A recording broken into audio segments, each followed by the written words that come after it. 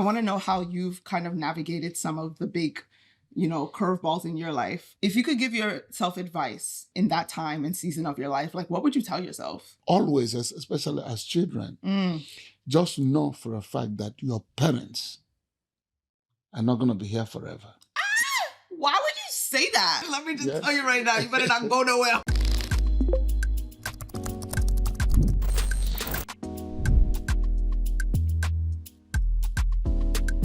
Hey guys, welcome back to the podcast. It's your girl Chizi here, and we've got Papa Duru here as a guest today. Yes. Oh my gosh. Papa Duru. Look at you being consistent. Oh my gosh, I am so excited for our conversation today. I love just chatting with you. Me too. I think I love it more. You think so? Yeah, I know so. Oh, that's so sweet. Chatting with my one and only daughter. Period. So today I want to talk about something that I feel like I don't hear as much conversation about, but it's something that most of us deal with as adults and just like people that are navigating the world as big people. And that is just the concept of when life throws you curveballs. All right. So the unexpected happens. And honestly, I feel like as I'm getting older, right, as I navigate this thing called life, it's almost like you have to get used to the idea that the unexpected will happen. Like, I feel like my life these days is a whole bunch of, oh, wow, I didn't see that coming. Like, just a whole bunch of stuff that you don't see coming. It's the thing that comes. Happens to many people. Right? You're not alone on that. I think we should talk about it more to, one, just show that, like, you're not alone in dealing with all the things that you may be dealing with. And like, you're just not crazy. And I feel like the more you understand that this thing, right, the unexpected happening is a normal thing that happens with everybody, you won't make it as big of a deal as it, you may be tempted to make it in your life. So let me start off with just things that have happened with me recently. So I'm actually, Daddy, in a season where I'm actually coming out of a season where I had a really big, unexpected curveball thrown my way over the summer. And it really like rocked me, right? And it like affected things like with my business and career, and then also like financially. There were two ways that I could have gone about it, right? I could have let it be something that completely changes the trajectory of my life, and I think of things differently, right? I gave up on my career and all of the things. Or I could use it as fuel to kind of propel me to like move forward and things like that. And I think just depending on who's in your ear and how you think about things can really change how like the decisions you make when curveballs come your way. Obviously, you are older than me. You are. You're kidding. I want to know how you've kind of navigated some of the big, curveballs in your life. Because I think, it could be anything: grief, death, financial setbacks, health setbacks, just when life doesn't go as planned. I know, like, growing up, I feel like there were some major moments in your life that, the whole family could kind of tell it affected you. Right? And because obviously whatever affected you affected us in some type of way, even though maybe you didn't realize that it was affecting us. But I think one of the major ones was probably like the loss of your parents. Yeah. Fun fact, there was at a point in my childhood and in our lives, all four of my grandparents lived under the same roof. Isn't that something? Isn't that something? And, I'll never forget because it used to be so annoying to me. At the time, I was like 8 or 9 years old or 10. And I just found it so annoying. Like, because it was a 3-bedroom house and there was like 9 of us in there. I know. We were packed in there.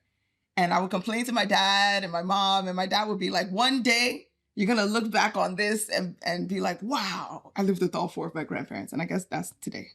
Yep.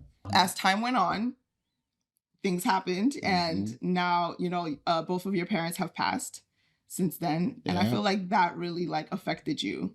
It did. It did. Can you tell us a little bit about that? It did. Because, we were really having fun. Even though we were all crowded in that house. Yeah. It was fun for me because guess what? I left my parents when I was like very young. So when I finished high school and stuff, then I came here. So okay, you mean you immigrated to America? Yes. And I tell you were like what, 19? Yeah. Okay. So anyway, while we were living, everything was fine. I loved it from nowhere. I didn't see it coming. My father just died. I mean, let's also keep in mind your dad was 85 years old. Yes, but then I wasn't even thinking about his age, because many times he told me, take me home. Oh, he did, and that's one of my regrets today. When I think back, one day he told me, listen, take me home. I want to go home. And when you say home, you mean Nigeria? Nigeria. I didn't even allow him to finish. I'm like, what are you going to do? Why are you going there to do? I'm here with you and everybody's here, and you want to go. He said, at my age, when it is time to go, I feel like going to home. Take me home to Nigeria. And it was like 2 or 3 weeks after that, I took him to the hospital. And he never came back out. Wow. Yeah. That was a time I was into housing. I was into trying to make my business work. I was doing a whole lot. So it also, not only did it affect you because like obviously your father passed, but then it was also a big financial strain on you. The biggest. Because you had to fly his body back to Nigeria to went for his burial. First of all, to do the funeral here. Yeah. Money for the funeral home. Oh, we did a funeral here. Oh, in America? Yes. It was we had a wakekeeping. Yeah, I was in the funeral home until the wakekeep, and then after that, then home is a long process. Okay. So it really hit me hard. I was so angry. I was not happy. And one of the things that really happened that helped me that time was friends. And after that, I started this committee of friends. Oh, is that how committee of friends? That's how yes, committee of friends. I call it fellow comrades and committee of friends. You started that? Yes. OMG. And ever since then, anybody who dies here, they come to my place. We raise money. And okay, so let's give them like clarity of what that means. I didn't know that. Yeah. Oh my gosh. So essentially what he's talking about is like, one thing about Nigerians, they're gonna have like a group. Oh yes. You guys are so we live good. by groups. Yeah. Especially the Igbos. Yo, you guys love a group. And basically it's like an organization that you pay dues monthly or whatever, and you come together and have different like events and stuff. After your dad passed, your friends basically helped you out, came together and like helped raise money so that you could give him a befitting burial. Exactly. And then you could help fly his body back to Nigeria for him to have his burial there too. Home. And you had to pay for all of those things. So it was tough for you because you didn't have finances at the time. Exactly. So your friends came together. So you decided to like actually make it an actual like organization. Exactly. Where and you call it committee of friends. Yes. Where anytime somebody in the community, if they experience like a death in the family, you guys come together and raise money. Wow. Yes. That's what we do ever since then. Wow. Ever since then, yeah. That's incredible. And we actually put money together, pay for the funeral home and fly the person home. Like my last friend that died that you know. So we contributed money. The money didn't come from the family. We put the money together for the funeral home, do the wake, and put the body home to Nigeria, and then give the family whatever balance we have left. So that really helped me. Oh, wow. Yes. But after my father died, my whole things became totally different, because not only the pain from the loss of my dad, you know, that was when I really lapsed into high blood pressure. The stress of it all. Yes. So, okay, so I bring this up because that, obviously was a really major thing in your life that you didn't see coming, but it affected so much after that. So much. And the reason why, and this is why I think it's important to like talk about this, because as we're getting older, right, we're navigating all of these different things that are gonna happen at some point. Definitely. Unfortunately, like that is just the reality of life. And experiencing, you know, loved ones passing is definitely one. I feel like it's starting to happen for me, but like not really, but like maybe like aunts. I've seen like, you know, some of my aunts are starting to pass, and it's like, oh my gosh, like hold on. And you don't plan for it because you think like you're just doing your thing and you're just enjoying life. Happen. And then it comes. So looking back, right? Knowing what you know now and just like thinking about how it affected you at the time, what do you think you would like do differently? If you could give yourself advice in that time and season of your life, like what would you tell yourself? Number one thing, even some of my friends, when that their old parents come, I will advise them, don't keep them too long here. Because the truth is, this place may not be so conducive for them because they're not used to the code. Okay. And then at the age, they're not going to be young again. Yeah. So just take them home. So honor like your elderly parents' wishes about just like the living conditions they want to want to have. Yes. Where they have lived all their life is part of them. So let them go. And you see, this thing they call savings. Savings? Whatever you do, if you have $5, try to save $1 out of it. Yeah. Because things happen. Yeah. Always, especially as children, just know for a fact that your parents are not going to be here forever. Why would you say that? That is the truth. As painful as it is. I don't like that. Just like just like my mom, just like my dad. I never knew that one day they will not be with me. And the one day, I know. Let me just tell you right now. No. Let me just tell you right now. You better not go nowhere. No, I know. Nobody wants to be in the way, but that's where that savings really does come in. Like you really do need to be saving your money. And then your children. Your children? My children. Okay. Now I'm using myself as an example. Okay. And that is why when I talk to you and talk to your brothers, and that's one good thing I like about the fact that I talk with you a lot. Okay. And I really love that. At least we're talking now. You know that somehow one day I'm not going to be here. Oh, okay. Okay, so it's talking. So when I talk to you guys, I'm like, just know. You just have to know. It's inevitable.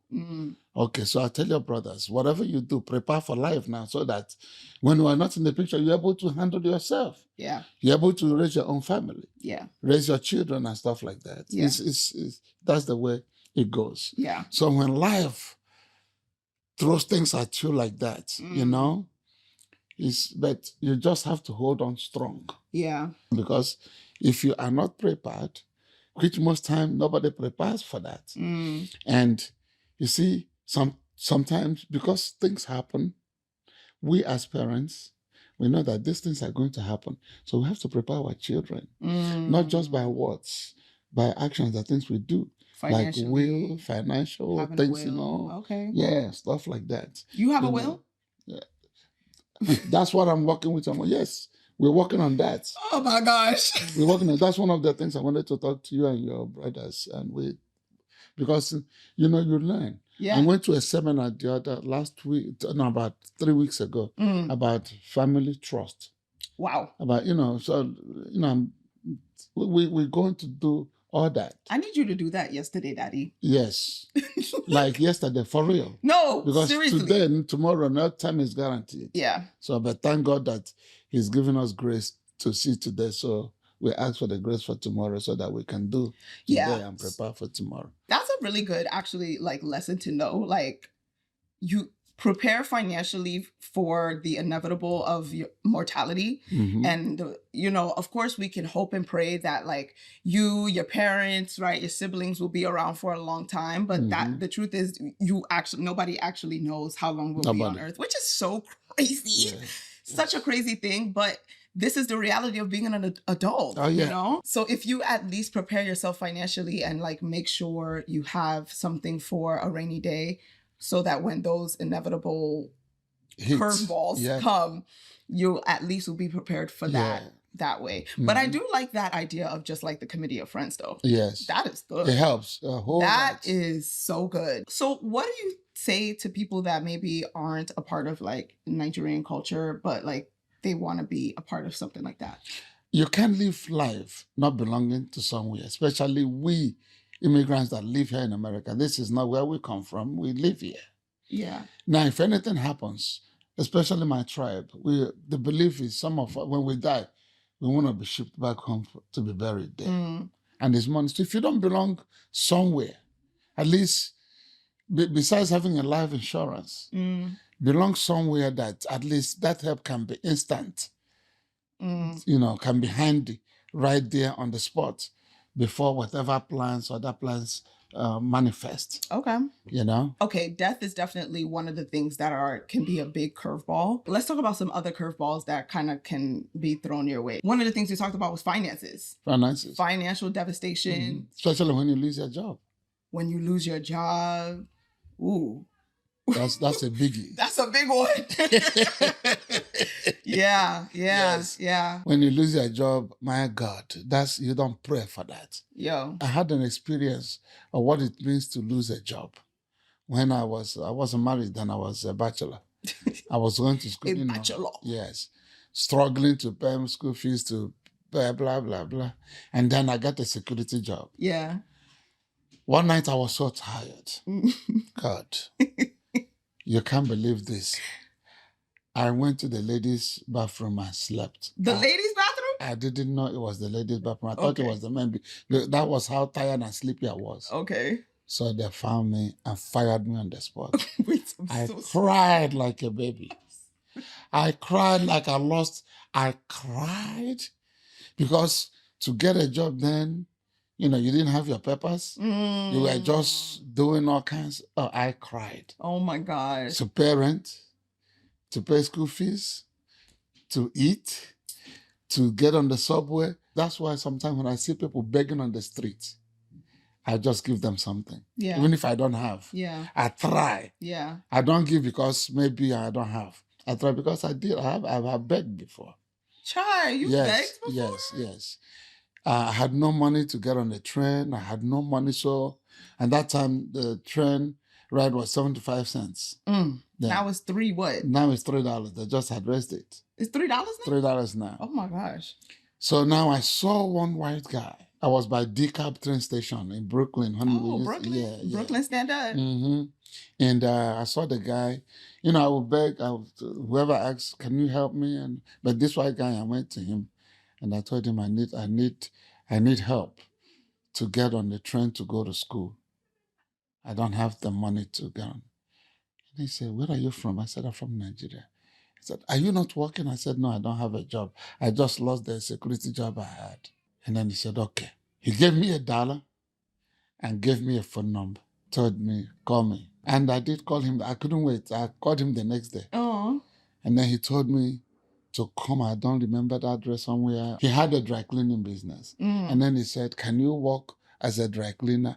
Do you have experience? I said, I have not worked in a dry cleaning business before, but I know how I can wash with my hands. Yeah. And I can iron. But I'm ready to learn. Thank God for that man, wherever he is today.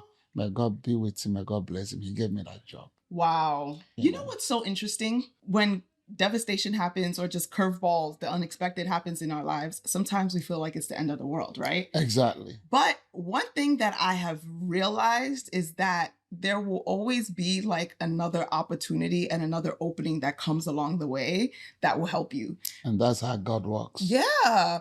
I'm really seeing that now.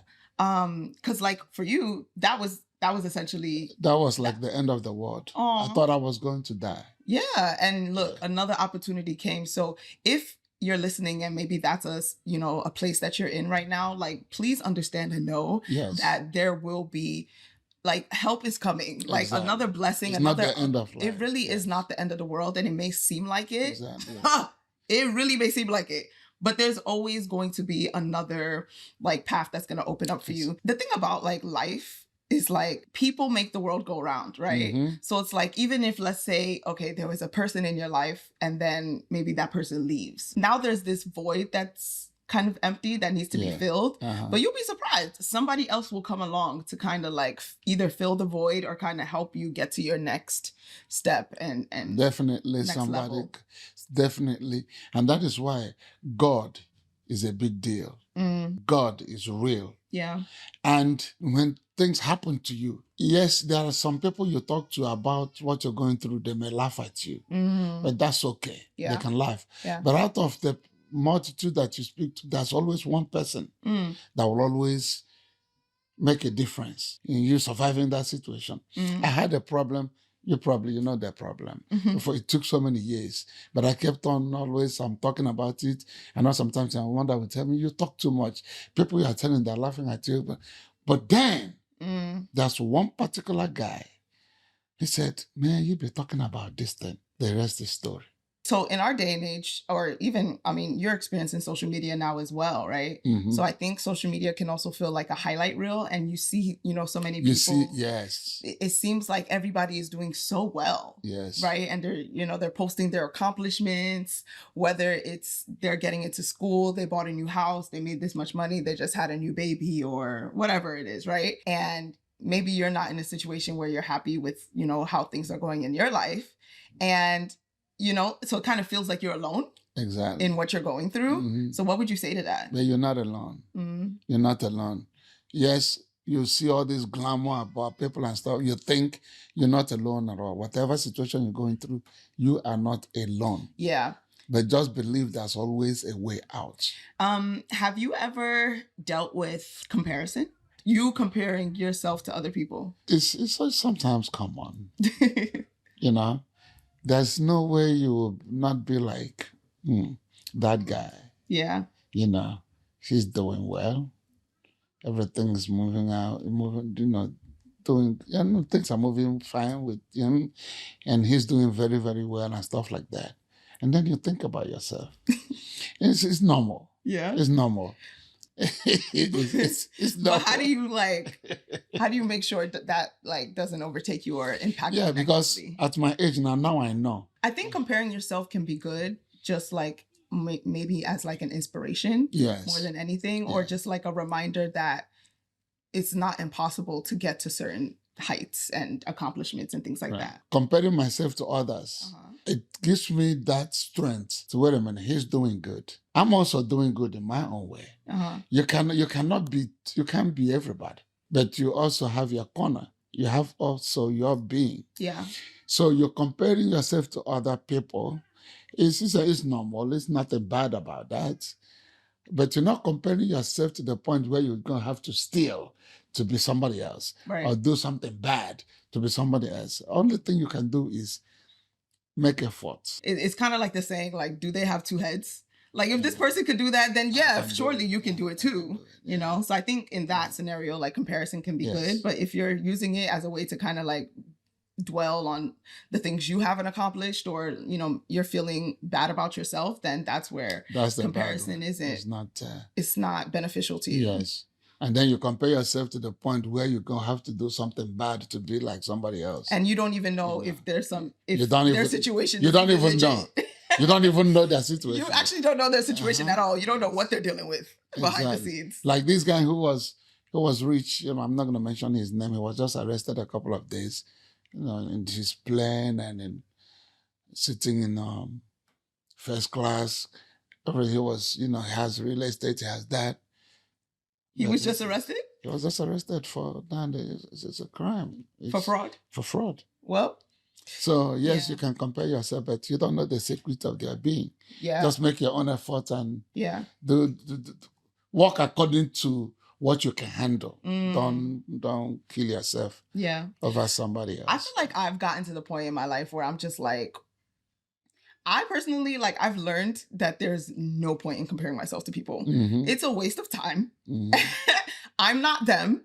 And I don't want to be them. And they cannot be you. And they can't be me. Because you genuinely, there's always going to be a pros and cons to every single person in their life. That is right. True. So it's I would rather deal with my pros and my cons because I know what I'm dealing with myself. But I don't know what other people are dealing with. But I see their pros, but I have no idea what their cons are. You don't see what is behind that. You don't know what they're dealing with. And people be dealing with some things. I'm telling you. If you only know what they're going through, you'll be like, thank God, I'm good.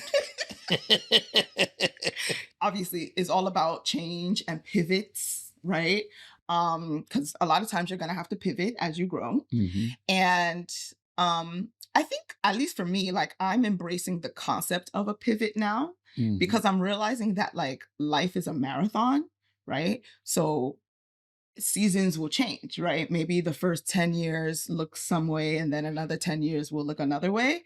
And I'm learning just the concept of embracing pivots, you know? Yeah. So how do you, like, recognize when it's time to, maybe it's time to pivot or it's time to change? It's based on individual understanding of oneself. Yeah. You know, definitely. That is why sometimes comparing to somebody else sometimes can come in also handy too. At the time when you know it's time to make a change. Yeah. Because you see, you're doing the same thing over and over and over. Yeah. Okay. You can't be doing the same thing over and over and then expecting a different result. Yeah, like if it's not working or something. Yes. So you know when it's not working, it's time to make a little change. Only you will know at the point. Yeah.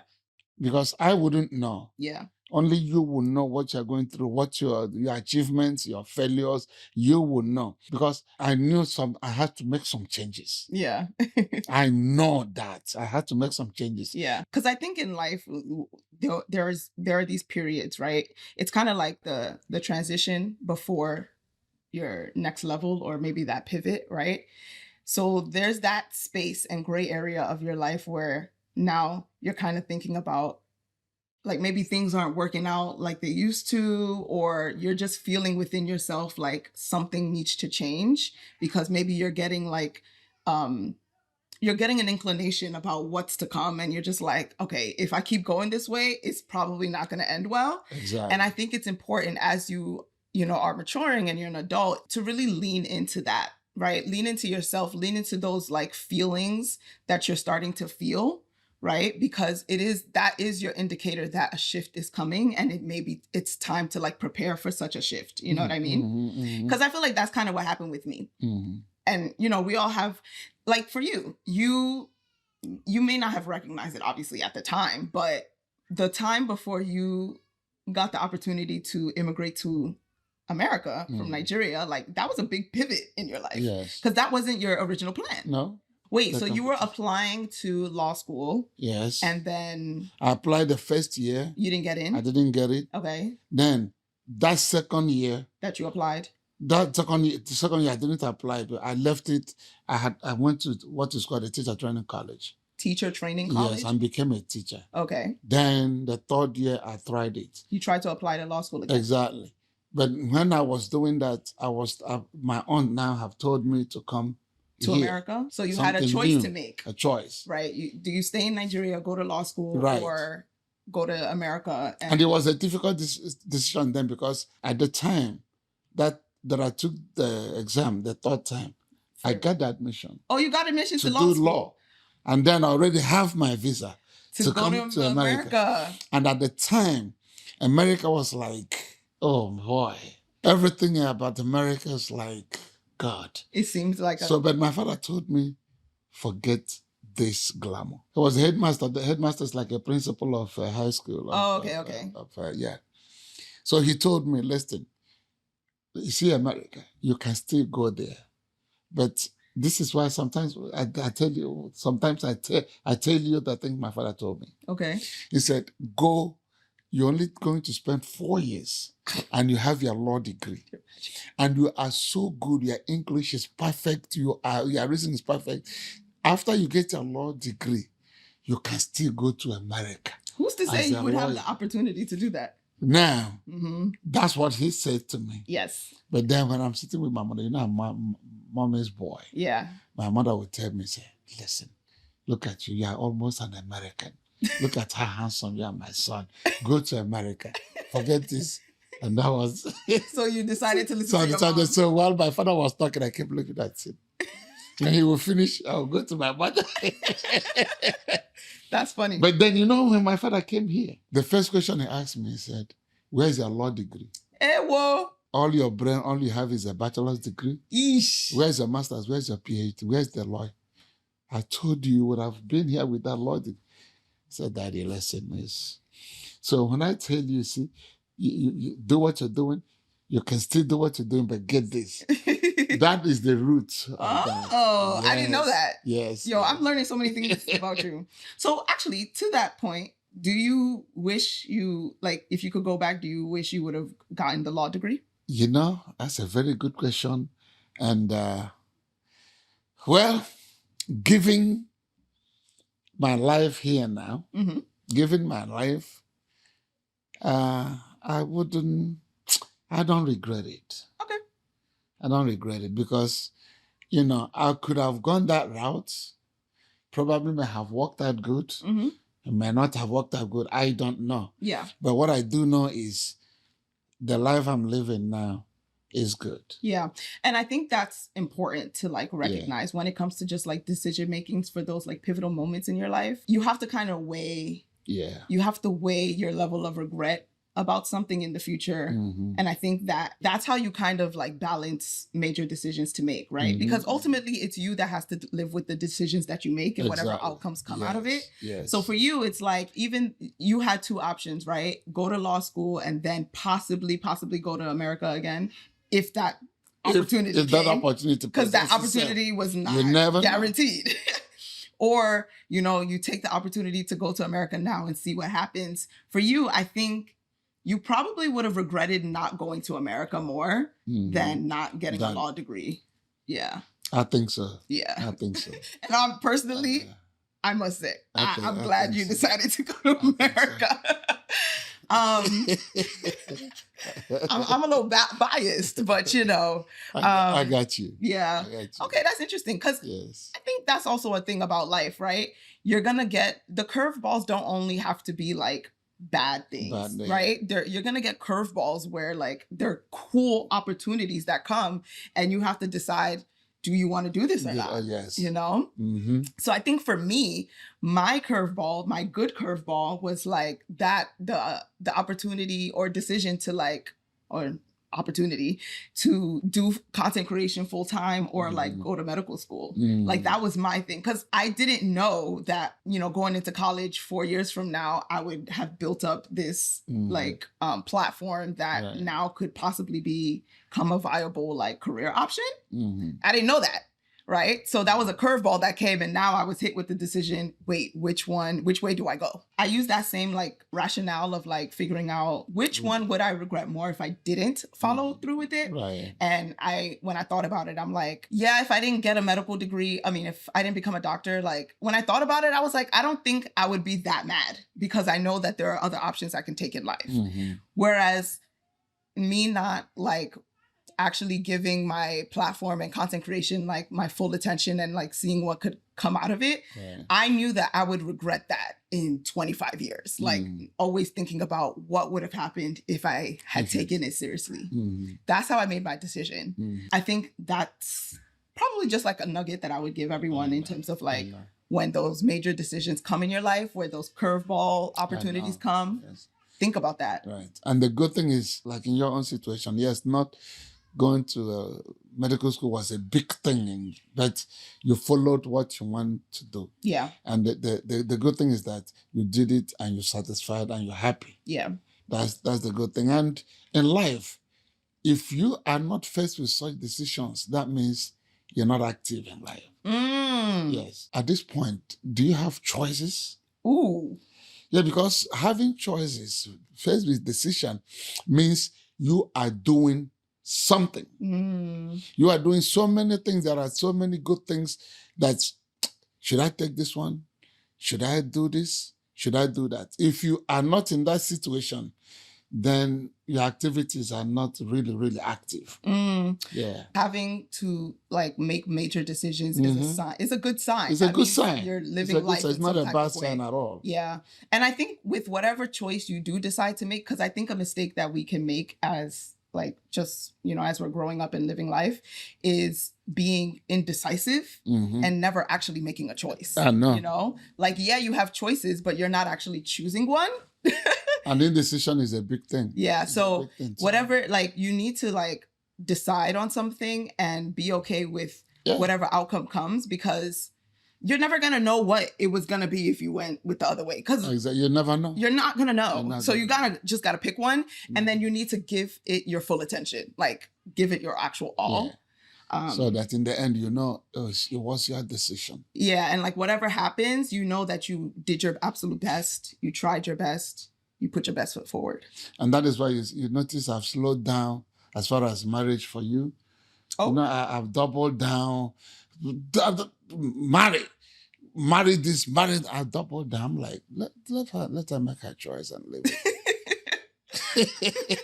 You're like, she's been making decent choices so far, so maybe I'll just let her. She knows. Yeah. I think it's good to remember that, like, it's okay to not have everything figured out. Like, life kind of unfolds as you go. I know. Yeah.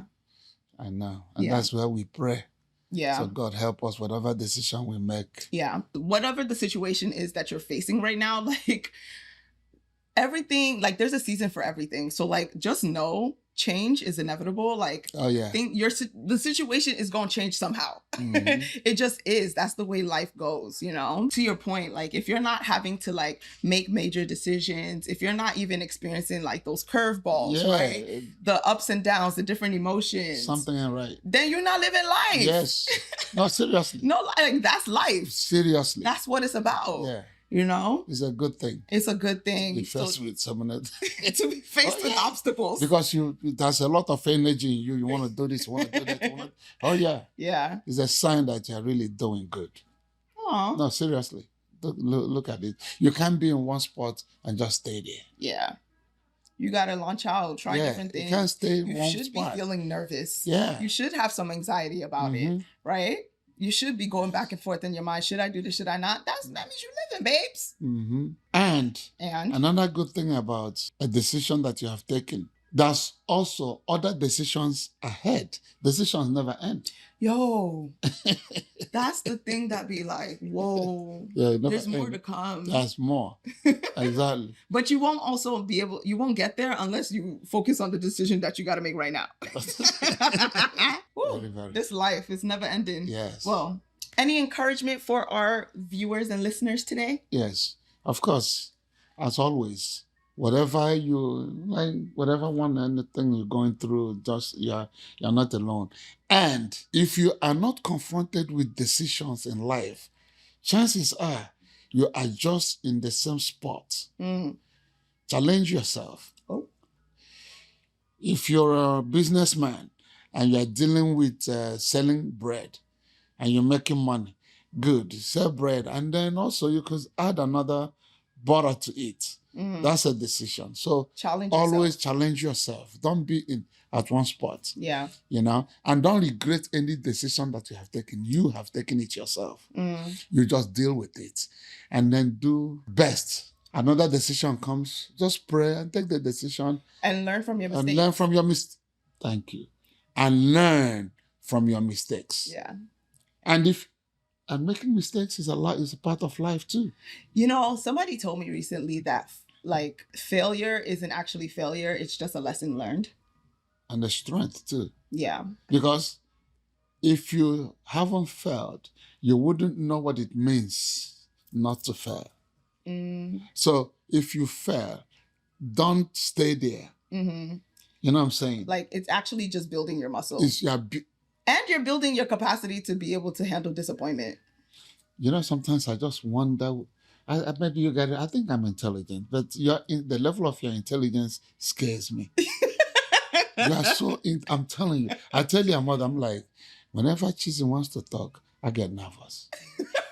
Because her analysis, her reasoning, for real though, I'm not saying it because you're here, my daughter, no. I mean, I deal with people, but for your age and the things that you see, you believe in, the decisions you make, the things because it takes a strong person to face strong decision. Yeah. And you started a long time ago. Yeah. To decide, I want to do this. And now when you have a strong, you are, how do I put it? Strong-willed? Strong, you're very... Bold? Bold, but your opinions are strong. You stay strong with your opinion. Headstrong.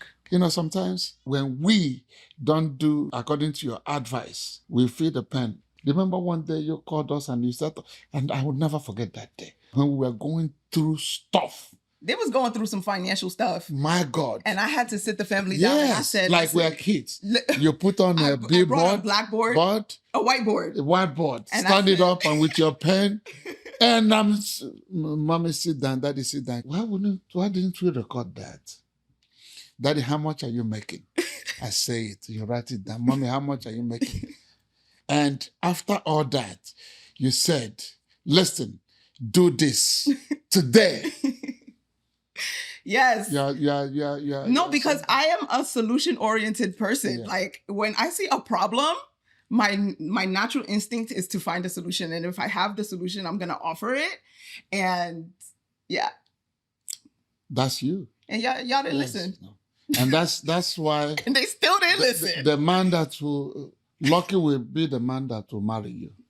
I'm telling you. All I know is he'll be smart. He will marry brains, beauty, money. BBM. I'm telling you. Oh wait, BBM. Brains, beauty, money.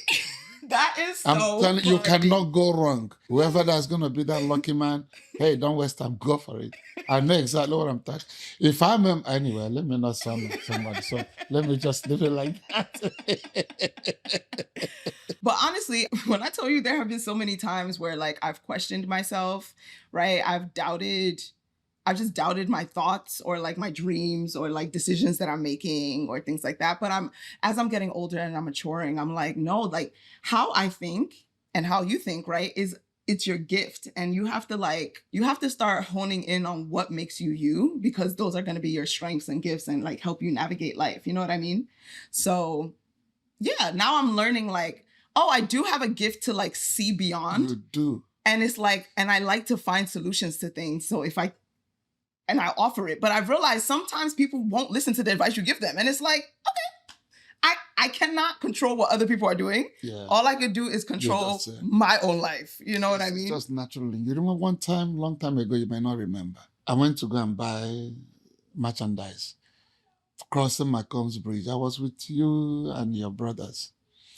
From out of the clear blue sky, you asked me, Daddy, with what you're doing now, besides what you're doing now, what else are you looking up to? When did I say that? In the car. How old were you then? Or what year was it? I don't think we have moved to Rockland. Oh, so we were still in the Bronx. I think we're still in the Bronx. Yes. Oh, so I was like, yeah, less than 11 years old. Yes, you were like 10. You were 9, 10, 11. Yes. Wow. I froze. I was driving. I'm like, who in the world asked me this question? Oh my gosh. What? I kept on driving. My God.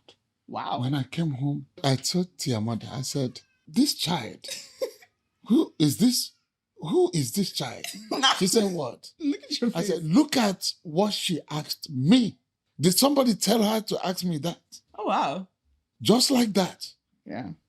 At that age. Yeah, that's young. The way God works, like we're all meant to be who we are already, right? We come out with all the things that are already inside of us. You're gifted. You are really, really gifted, yeah. Oh, thank you. Mm-hmm. I appreciate that. Yeah. Well, and there we have it, folks. Mm-hmm.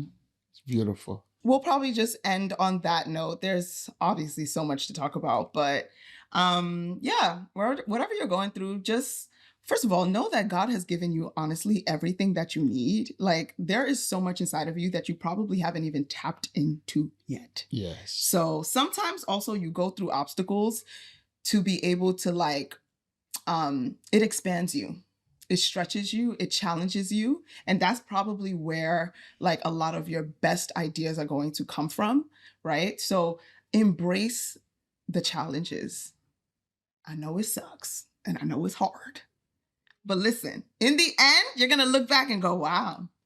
Yes. I got through that and it made me a better person. Exactly. You know? Yes. So Well, thank you, Daddy, for joining us again. Thank you for having me. We will see you guys in the next episode, and make sure you are subscribed, you're downloading the podcast, you're sharing it with your friends, and catch you guys later.